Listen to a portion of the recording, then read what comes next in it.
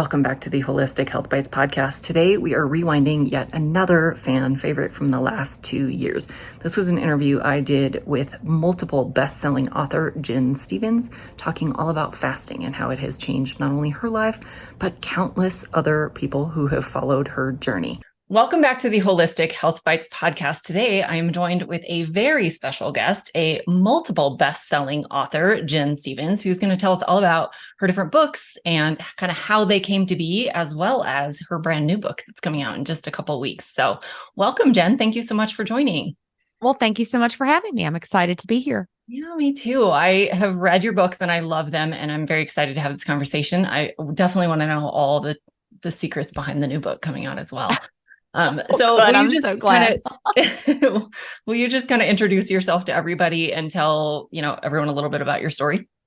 Absolutely. Well, I am a retired elementary school teacher who now writes books and runs a community and podcasts about intermittent fasting. So people might think, wait a minute, how in the world is a teacher writing books and doing podcasts? And it's because, like so many of your listeners, I'm sure, I struggled with my weight for decades, really. Even before I had a weight problem, I was still obsessed with calories and eating and diets and all of that. So I always have been, diet focused, weight focused. And then over the years of my life, I yo-yoed like so many people do, and up and down, but the ups kept getting higher. The downs didn't go quite down as far until I found myself weighing in at 210 pounds in 2014. And at 5'5", that put me in the obese category. And so I was like, gosh, I've got to do something about this. Thank goodness for intermittent fasting. I started in around August of 2014, never looked back, went on to lose 80 pounds. I have maintained that weight loss. This is my 10th holiday season as an intermittent faster. And I'm wearing jeans that I bought in, I don't know, I think these I bought in 2016 or something. They still fit me. I've been through menopause. My weight stays within a range, and intermittent fasting just really changed everything for me.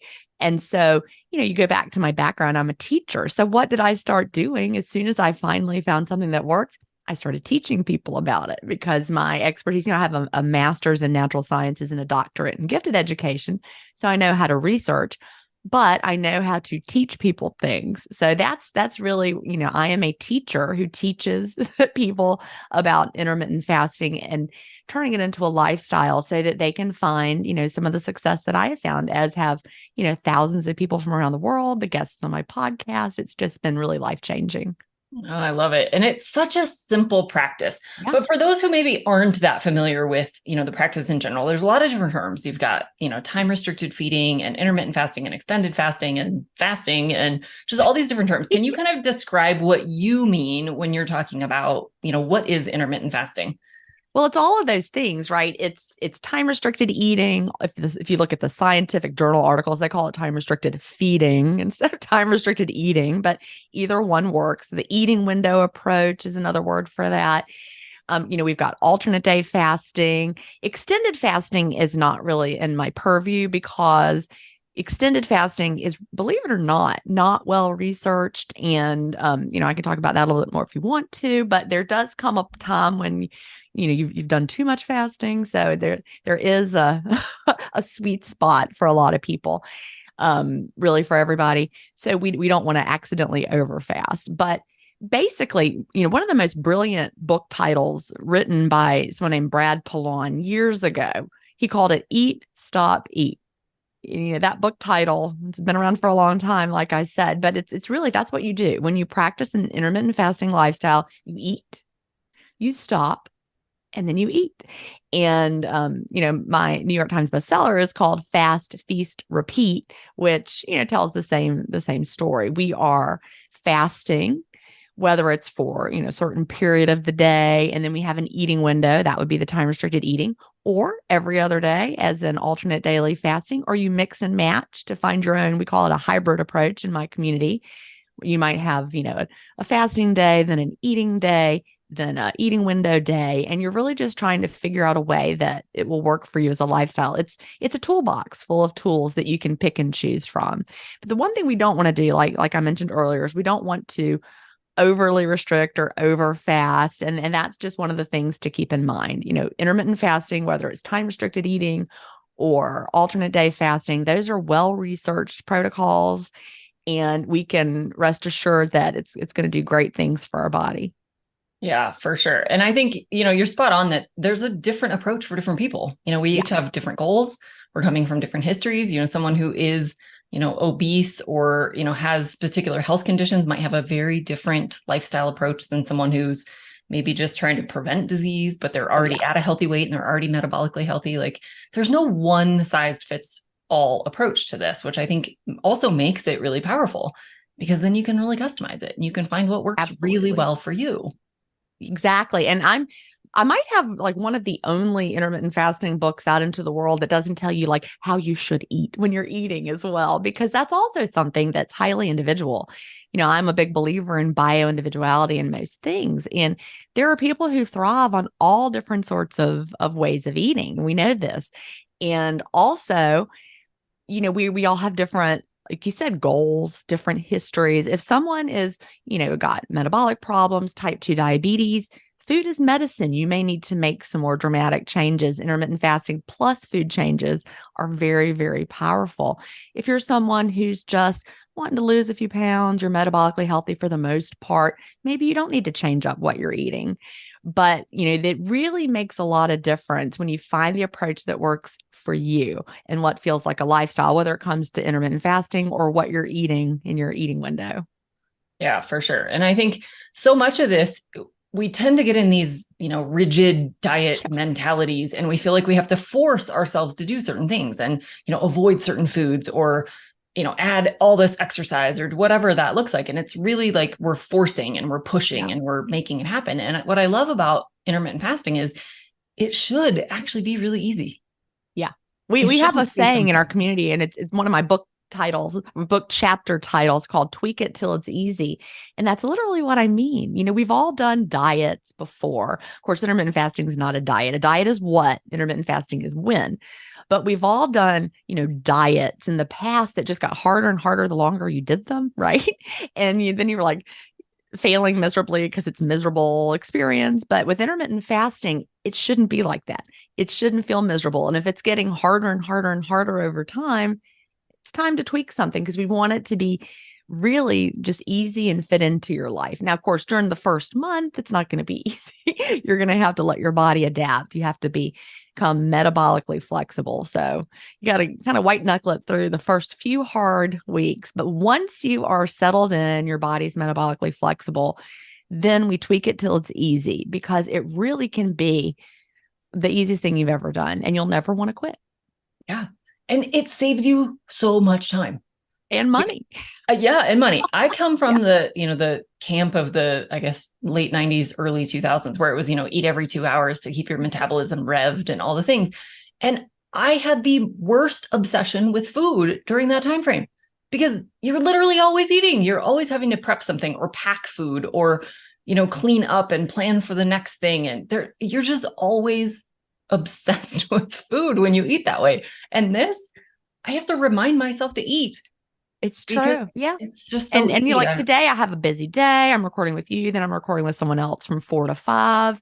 I'm not going to be able to open my eating window till like 5:30, but I'll be fine. Yeah. Most days I don't wait that late, but because my body's metabolically flexible, no big deal. It's also, we're going through the holiday season, so I might have a little extra fuel on hand from stored here to take me through these slightly longer fasting today. But it's no big deal. I was talking to my husband before I came over here to work, and I'm like, I'll be home late. We'll eat a little later. No big deal.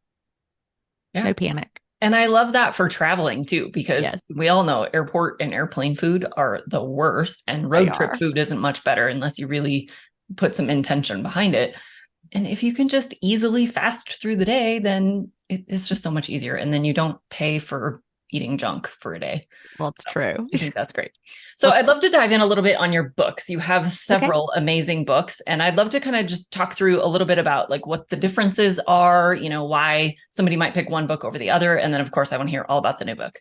Okay. So my very first book was Delay, Don't Deny. Have you read that one? I have.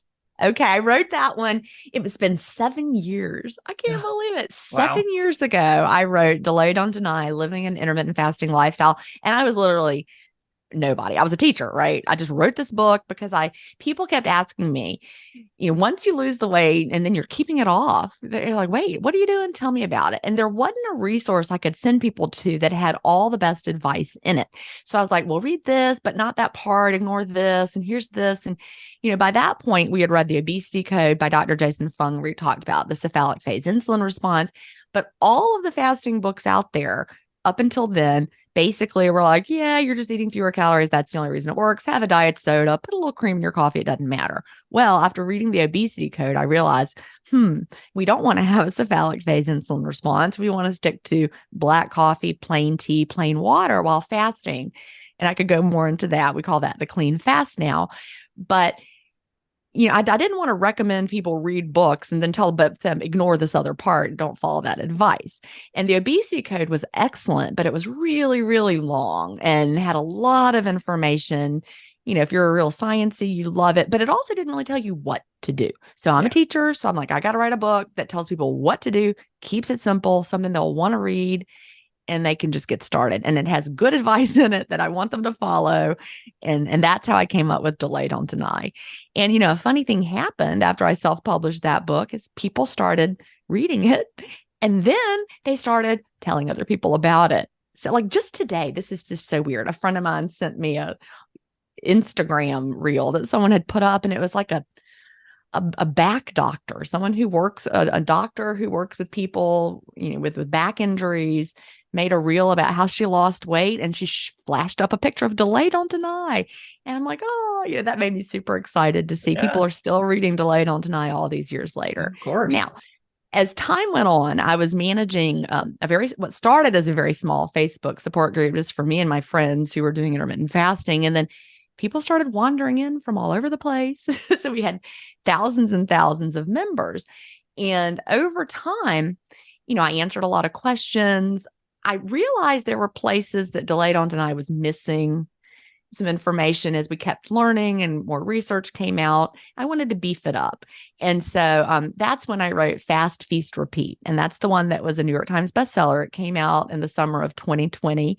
And, when I wrote that, I wanted it to be the book that people could reach for, 10 years from now, when they're, wanting to do intermittent fasting, and that the information in there would still be timely and it would apply to anybody. Like I said, no matter how you choose to eat, Fast, Feast, Repeat has the information that you need to live an intermittent fasting lifestyle. And I really think if you've been at intermittent fasting for 5 years, you can pick up Fast, Feast, Repeat, read it again and learn new things, and also be even more motivated to keep going, because I talk about, the health, the longevity benefits that intermittent fasting gives us.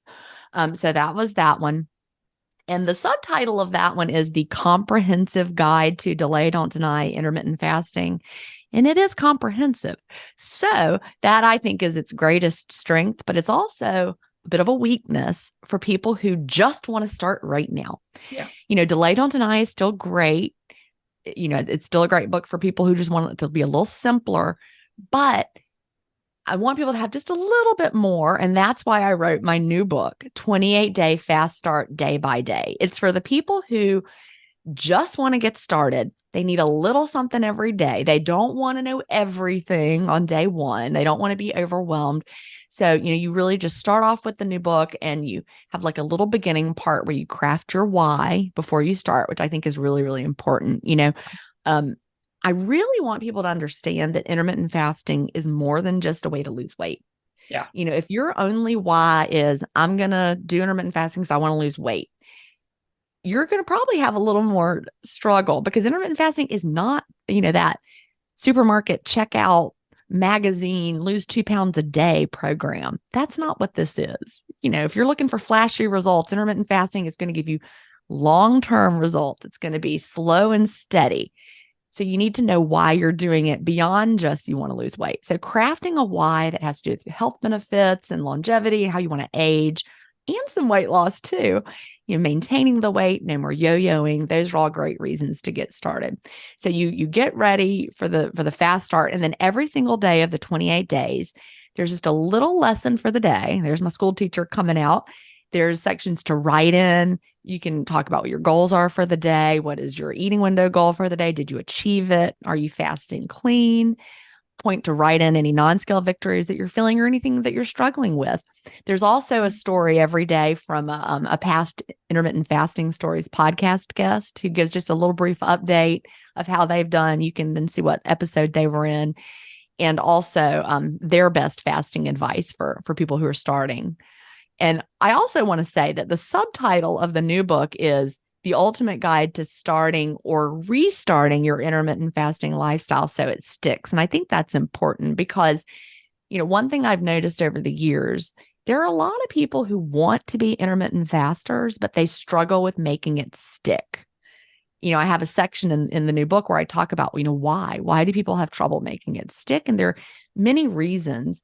Maybe their friend is losing weight really quick on weight loss shots and they're like, well, I'm going to do that instead, or maybe they fall off the wagon. I'm putting that in quotation marks here, on a vacation or a holiday and they never get back started. Yeah.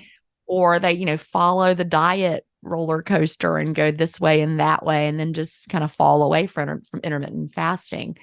Or one thing, what is really shocked me is how many people get hung up on coffee. Right. It's such Creamy a big deal. Coffee, like all those creamers. There's like some kind of emotional connection that people have with their creamy coffee. So that really sends a lot of people down the wrong path. They'll be like, well, I lost all the weight I wanted. Then I said, what could it really matter? And I started putting just a few drops. And before I knew it, I wasn't fasting anymore. Yep. So we want people to choose intermittent fasting as a lifestyle in a way that gives you freedom to stick to it and change your life, because I promise once it sticks, you're not going to want to quit. Yeah, I love that. And I would love to just dive in a little bit more to maybe some of those health benefits that are beyond the weight loss. What are some of the things that your community has seen that maybe have nothing to do with weight loss? Well, so many things. It's like really some of the things people report, like you would never put that in a book because it would be so unbelievable. Some of the things, but really intermittent fasting does a lot of things in our bodies that helps overall. There's a great book. Have you ever read Why We Get Sick, Dr. Benjamin Bickman? Oh, he's one of my favorites. He connects like literally like everything. I mean, like you name something, he connects it to having hyperinsulinemia, which is constant high levels of insulin all the time.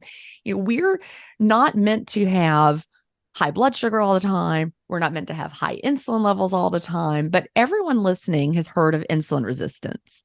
And that is what sets us down the road to all of this metabolic dysfunction. Well, when you're fasting, obviously you're not putting in anything that's going to raise your blood sugar. So, it makes sense. Blood sugar would go down, A1C will go down. If you're type 2 diabetic, your numbers will get better. But also insulin goes down because we're fasting. And so when insulin goes down, there's so many things that get better. PCOS, people lose skin tags, people are no longer considered type 2 diabetic. Alzheimer's is linked to having, chronic high levels of insulin. They're calling that type 3 diabetes, and just on and on and on. Autoimmune diseases, fasting lowers inflammation. I mean, it's just really remarkable. It's got cardiovascular benefits, lowers blood pressure. Like all the time, we have people in our community who they'll make a post one day and they'll say, I'm feeling really lightheaded and dizzy all of a sudden. And I say, are you on blood pressure medication? And they say, yes. And I'm like, check your blood pressure. You probably don't need as high of a dose, or maybe they're ready to come off of it. Of course, their doctor has to manage that part of it with them. You definitely want to talk to your doctor, but people are coming off of blood pressure medicines all the time. We have people who need a lower thyroid medicine dose over time. It's really just remarkable, the positive changes that we see. One of the experts on intermittent fasting for health is Dr. Mark Mattson from Johns Hopkins University, and he was a neurological researcher. He researched, intermittent fasting and the effects on the brain, and he actually has been living an intermittent fasting lifestyle himself since the 1980s. Wow. I know, when you hear of someone who is a high-level researcher like that, and they're doing research that caused them to change how they live because they believe so strongly. I mean, that really speaks to you. Yeah, for sure. And it just shows the wide range of people who find benefits in this. I It's mean, this true. isn't Yeah. just obese people, but this is No. also researchers and lawyers and police officers and Oh, teachers. And yeah. I mean, it's all walks of life, it's all careers, it's all health conditions, and it's all the things. So I love that. Well, I interviewed a longevity expert on intermittent fasting stories years ago, Dr. Gil Blander, and he runs one of those companies. Maybe it's Inside Tracker, something like that. One of those companies you probably heard of that measures health parameters. But he's a longevity expert, and he said something to me. I'm going to paraphrase it because it's been a while, but he said something like, "The best thing you can do for longevity is intermittent fasting." I mean, when Wait, researchers, they know what they're talking about. He didn't say the best thing you can do is, eat kale. He said the best thing you can do is intermittent fasting. And, that really, that perks you up when you hear it. yeah, especially from someone who knows Yeah. all the science of longevity. Yeah, That's pretty powerful for sure. exactly. Now, what are some of the things that you see people do maybe wrong when they're trying to do a fasting lifestyle? And you kind of mentioned the coffee scenario and adding things to coffee, but what are some of the other things that people maybe just don't quite get right or don't Yeah. know that they should be or should be avoiding when they're fasting? I run into people all the time and they're like, well, I tried intermittent fasting. It didn't work for me. I'm like, well, let's talk about that. Tell me what you were drinking during the fast. That is usually the first thing. They'd followed somebody who said you could have diet sodas or you could put a little cream in your coffee or bulletproof coffee or whatever. They were drinking an energy drink or, that pink drink, whatever it was, they're drinking something that breaks the fast. And that makes the fast really, really hard. And really, in essence, it turns it into low calorie dieting instead of fasting. Like if you're sipping on, you know, coffee all morning that has even, tiny bit of something in there, you're getting, low calorie diet trickled in all day. And that's really, really hard. That's not fasting. So most of the time, people who tried it and it didn't work for them, they were not fasting clean. So for being, to fast clean, you need to have black coffee, nothing added, not flavored coffee. We want to avoid the cephalic phase insulin response when your body thinks something sweet is coming in, something flavored. We want to avoid that. The bitter flavor profile of black coffee and plain actual real tea, they do not cause the cephalic phase insulin response. Plain water, plain sparkling water, and that's it. So that's the first thing. The second thing that I find most common is people didn't give it enough time. Yeah. If you're starting intermittent fasting, you are used to being in the fed state all day long from the minute you wake up to the minute you go to bed. You're on that blood sugar roller coaster. And when your blood sugar goes down, your body says, send something else down. And you do. And so it's up and down and up and down. And so all of a sudden, you're not putting stuff in, and your body's like, help, what do I do? It has to learn how to tap into your fat stores for fuel. And it takes some time for those metabolic processes to kick in for you to become metabolically flexible. And that takes time. And so people are like, well, I tried it. It was hard. I was hungry. I quit in a week. I didn't like it. And then the third reason people quit often is they have unrealistic expectations from the beginning. And I actually, in both fast, feast, repeat and 28-day fast start day by day, I am right up front with you. You are probably not going to lose weight during the first 28 days. And I actually want you to tell yourself you might even gain a little bit of weight as you're becoming metabolically flexible. And don't be like, well, I think I'm going to be the one who loses 20 pounds the first month. No, I don't even want you to weigh during the first month. You can weigh before you start, just get some baseline data, then put your scale away. Don't even look at it. Let your body adapt. So once that first 28 days is over, then you're ready to start tracking your progress, seeing what your trend is doing. But when we go to the checkout counter and we see that magazine that says lose 2 pounds a day, lose 30 pounds by New Year's, you set yourself up for unrealistic expectations that you're not going to meet. And then you're going to be like, well, this plan doesn't work. But, slow and steady is what we're looking for. For sure. Yeah. I would also love to know, are there particular conditions or, lifestyle factors or, disease presence, anything where people maybe should not fast? I know a lot of people will say you shouldn't if you have a thyroid condition, or you shouldn't if you have an autoimmune condition, or you shouldn't if you have XYZ, whatever. Do Right. you find that there's particular populations of people who either should use great caution or should just not even try fasting? Well, the thing about the thyroid and autoimmune, we find the opposite. Like I said, we find people who have autoimmune issues and people who have thyroid issues improving dramatically with intermittent fasting. I mean, there's a lot of information out there about like don't, just be very, very cautious, and total opposite information you can get from people. There are some people who should not do intermittent fasting. Children should not do it. Also, as they're growing through teenage years, you need to fuel a growing body differently than an adult body. I mean, think about it. Babies eat every 2 hours. So when a body is growing, a body needs to eat frequently, but an adult body does not. So when else are you growing things? Well, when you're pregnant or breastfeeding. So if you are pregnant or breastfeeding, this is a growth period for you or for your baby, right? And so growing seasons are not fasting seasons. But if you're an adult and you are at a healthy weight or above a healthy weight, fasting is for you. If you are severely underweight, no, you shouldn't fast. You're working on nourishing your body. And that's important as well. But, other than that, if you have an eating disorder, that's something, technically we always say do not do intermittent fasting if you have an eating disorder. But I would like to say work with a counselor who understands you and your eating disorder, because we have had people who have had disordered eating and they found that fasting calmed that for them.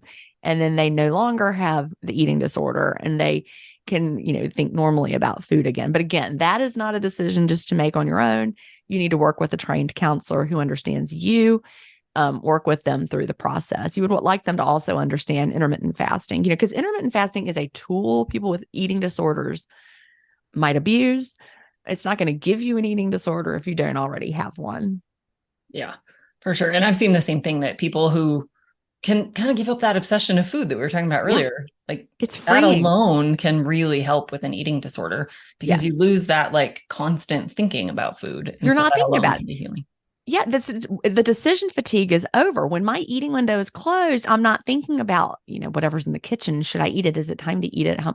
I mean, I really feel like prior to intermittent fasting, I did have disordered thinking about food because it was constant. Yeah. But now that noise is gone, like you just said. Yeah. So then obviously you mentioned as well that you probably should also use caution if you're on certain medications, because your dosages might need to be adjusted. Yeah. So for sure, talk to your doctor, make sure that they are aware of what you're doing so that they're prepared to make any adjustments as necessary, because you can very quickly become over medicated because it's so healing that you don't need the medications. So yeah. Especially if you're on anything like any kind of diabetes medication that controls your blood sugar, you need to time that around your fasting. You don't want to take it at the wrong time, for example. Right. Yeah. Your doctor can help you figure that out. Yeah, definitely. And it's going to depend on what kind of drug you're on and all the things, how often you have to take it. And And then of course, certain medications of all kinds need to be taken with food. And so, with any of those kinds of conditions, of course, you also have to, work your fasting lifestyle around those kinds of parameters and, talk to your doctor. If you need a different medication, maybe that's an option, but for sure, don't just willy-nilly change your prescriptions. Oh, yeah. You definitely want to be safe about that. Let's see. So with the new book, does it give you like a daily plan of how it kind of works? Is you just read like today's day 3 and I'm reading the day 3 schedule? It does. Every day you start off, by checking in with what you're going to do for that day. And, just like in Fast Feast Repeat in the 28-day Fast Start chapter, you're choosing, there's like a little quiz. You take the quiz and it recommends an easy does it approach. There's one in the middle, and then there's a rip off the Band-Aid. You're starting every week with a different plan based on what you choose. At the end of every week, you then reassess and you're like, okay, well, was this one was a little too easy? Do I maybe need to move up a little bit? Or was this right?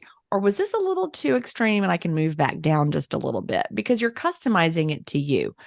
We don't all need the same approach from the beginning because of your body. It might take your body a little bit longer to adapt and you need to ease in a little bit more. Or you may be someone who's great with the rip off the Band-Aid approach. But every day you decide what you're going to do, make your plan for the day. Then there's that little lesson from me in the chapter. And then you just go out about your day. And then at the very end of the day, you have time to kind of check in and see how it went. So it's like you're writing in the book and it's interactive. I'm really pleased with how it turned out. The school teacher in me, like I said, is out to, you can really see it in this one. Yeah, I love that. And I think that's a great approach because some people are very much cold turkey people. They can just make a Yeah. decision and, quit Yep. smoking or quit whatever. And it's really easy for them to just decide and do it. And other people, that's torture. And Yeah. so you actually do better if you ease in. And even that easing can be like baby steps or can be kind of moderate steps. And so I think that's a great approach that you have, different approaches to the same plan. And that Exactly. makes it really personalized. So that's awesome. And then the fact that you can adjust as you go, it's not like you're Right. stuck on the baby step plan the whole way. Right. You can step it up if you want to, or back it down a little if you want to. I love that. Our goal is to ease you in whatever way so that it sticks, because that's the goal. We're not doing another crash diet. We're not starting something January 1st and we're going to be done with that no, we are setting ourselves off on a lifestyle that is a healthy way to live. Like, for example, my husband, he has a PhD in medicinal chemistry, taught at the college level, did drug design, has patents in that area. He does intermittent fasting and he never needed to lose a pound. He was still wearing the same pants. We got married in 1991 and like those pants were still fitting him. He never gained weight at all. But he really, you saw what happened with me, saw how much healthier I was. I no longer have seasonal allergies, for example. He's like, well, he looked into it. He's like, I'm going to do that. So he does intermittent fasting as well. He has a longer eating window than I do. But again, he never needed to lose weight. He has lunch around 11 every day. And then we have dinner together every evening. And that works really well for him. So the plan that works for him day to day is not the same as what works for me day to day. I'm someone who used to be obese. My body will get back to that if I let it, right? Oh, So I have, different needs than he does, obviously. yeah.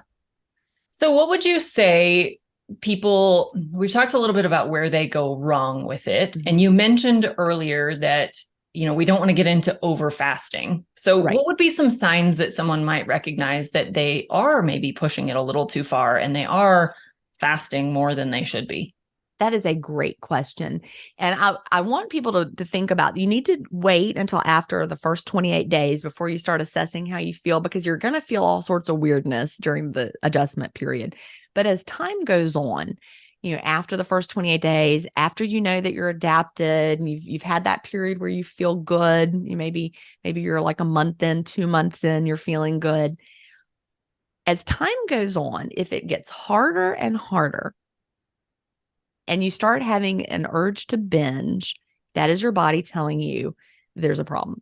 Our bodies, we learned when back during the Minnesota starvation experiment, right after World War II, they took some volunteers. They were conscientious objectors. They restricted their food intake. They made them do a lot of working out.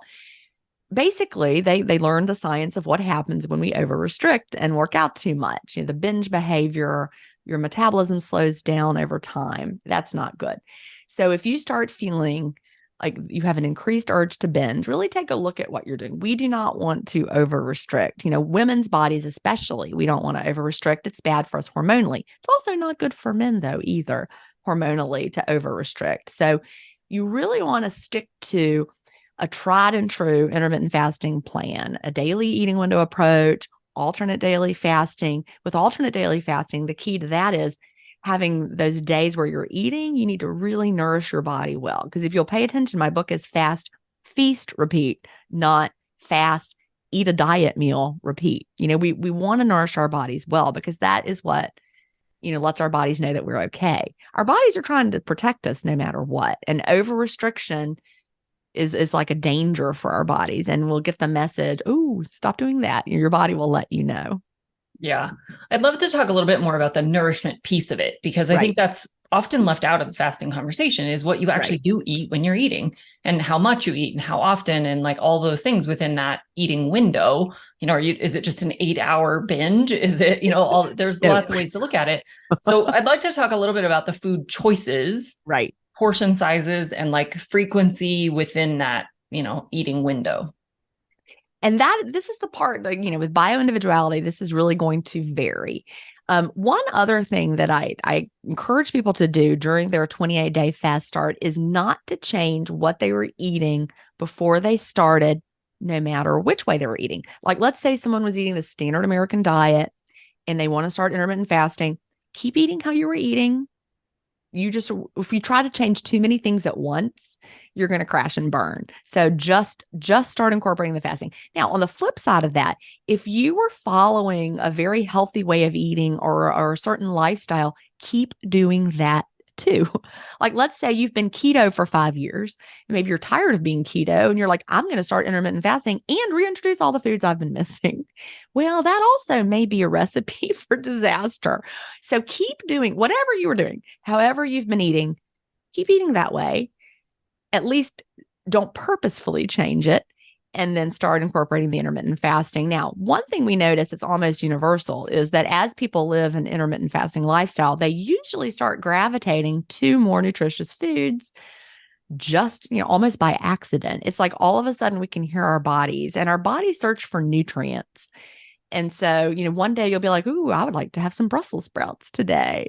And you're like, wait, I never even liked those before. And suddenly you're craving things you never expected, or that thing that you thought was a treat suddenly no longer tastes good to you. You become more in tune with what makes you feel good. And surprise, surprise, ultra processed foods don't make anyone feel their best. Nobody feels their best. Maybe for like a minute after you eat it, your brain lights up. But down the road, you're going to feel worse and worse if you eat those foods. So I have a section in Fast Feast Repeat where I talk about ultra processed foods and, how they're really not the best for anybody. But within the parameter of real foods, you find the ones that work best for you over time. I'm someone who feels better when I have more plants in my diet, more whole food, plant-based-ish. I also have a book I haven't talked about yet called Cleanish. It's not an intermittent fasting book, but it's eat mostly clean, live mainly clean, and unlock your body's natural ability to self-clean, which is, of course, through the fasting. But we got that ish part, right? I eat mostly real food, but I have, other things in there too. I'm ish. I baked chocolate chip cookies last week. It's the holidays. They were good, but I made sure I got really good quality ones made with real butter and not, the junky oils, all of that. So it's just a matter of, choosing how you want to feel, and eating real foods that make you feel great are going to support you feeling your best. Yeah, I think that's a great approach, and it's very realistic because, if you, like you said, if you change too many things, it's just a recipe for disaster, and you're going to be miserable, and you're going to hate all the foods you're eating, and you're going to hate all the things. And so, yeah, stick with some things that you love. But I've also found that people naturally just want to change what they're eating, because when you're eating junk, you're going to be hungrier more often. True. Yeah. Satiety is a word that I think we're going to start hearing more and more of. Diet doctor who was completely low carb, he still eats low carb, but promoted it for everyone, is now moving towards the concept of satiety and eating to satisfy your body. And those chocolate chip cookies I just mentioned, they're one of the lowest foods on the satiety scale. Like, you could eat them all day long and never feel satisfied, whereas something like raw spinach, on a per calorie basis is super duper satisfying. Eating real foods that satisfy your body. A big baked potato is going to satisfy you, whereas a bag of potato chips will never satisfy you. Yeah. So, choosing real foods and eating until you're satisfied. I talk about that in Fast Feast Repeat, the concept of eating until satisfied.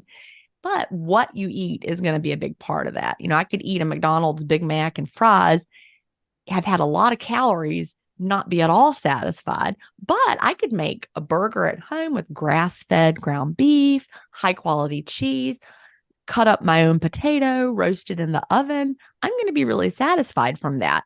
You might think that's the same meal. It's not the same meal at all. Not even close. Not even close. I love that. Yeah. And I think, I've also seen that the mindset that you go into fasting with makes a huge difference.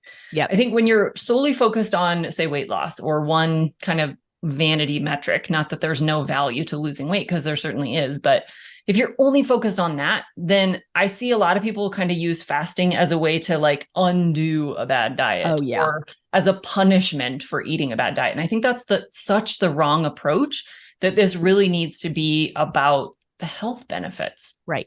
Should never be about adding restrictions or adding, punishments. And I'd love to get your take on that.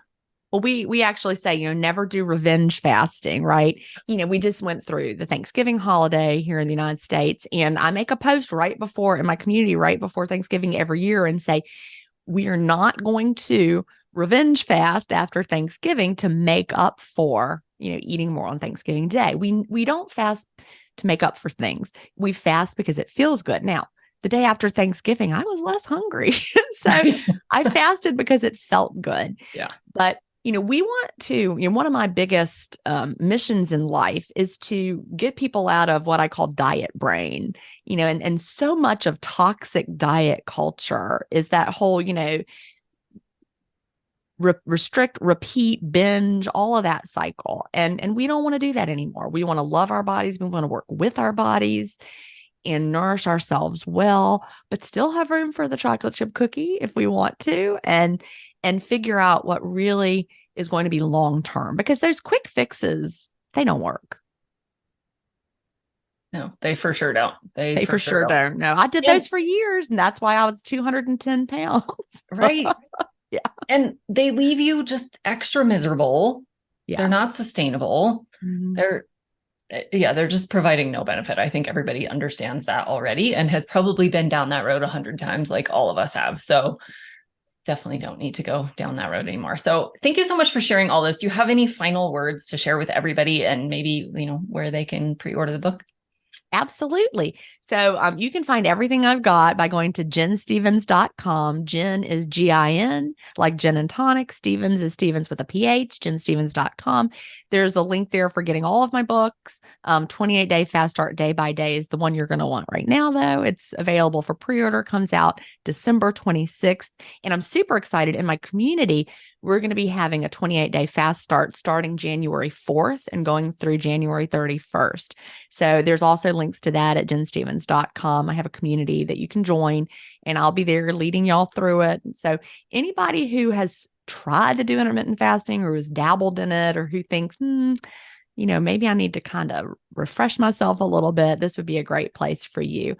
And, I really think the key is shifting to intermittent fasting as a lifestyle. I know every diet book you ever read says, this is not a diet, it's a lifestyle. Well, intermittent fasting literally is not a diet. It is when you eat, and it really is a lifestyle, and it will change your life in ways you never expected. For sure. For sure. It's such a simple thing, and it's free. Free. Yeah. So yeah, I think it's a great practice for everybody to learn more about. And for sure, your books are the best way to go because they're so realistic and easy to follow, and super, just actionable, which I love. And I'm really excited about this one coming out because it sounds like it's going to be even more of simplified action. So I love that. And we will link up all of your information in the show notes. So it'll be really easy for people to just click on links and go grab stuff. So thank you so much for sharing all of your information with us today. It's been a fantastic conversation, and I know everyone got a lot of value out of it. Well, thank you for having me. Absolutely. Until the next episode, be well and vibrant.